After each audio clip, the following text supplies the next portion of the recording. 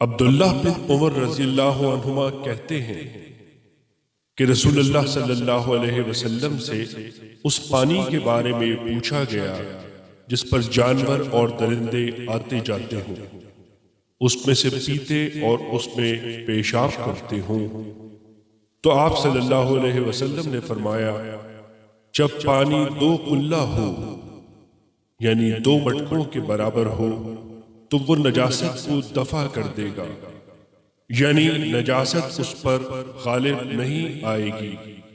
ابو داؤد کہتے ہیں یہ ابن العلا کے الفاظ ہیں۔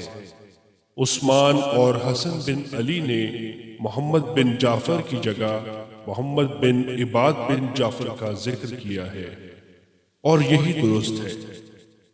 سنن ابی داؤد حدیث نمبر 63۔ یہ حدیث صحیح ہے۔